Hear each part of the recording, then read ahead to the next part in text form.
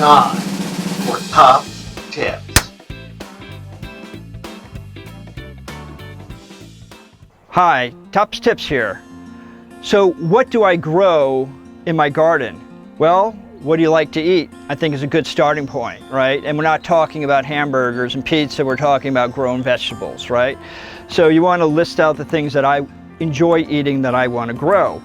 Your second thing that you have to really consider is your light, right? So what are the light requirements, and can I get full sun plants, or is it shade plants that I have to put into my garden? And that's a really important thing that you want to have. And then I would say the third thing is we want to grow throughout the year, as much of the year as possible. And you have two categories of, say, buckets to grow in. You have your cool season vegetables and you have your warm season vegetables. So once you make your list of what you want to grow, break them up into cool and warm season vegetables.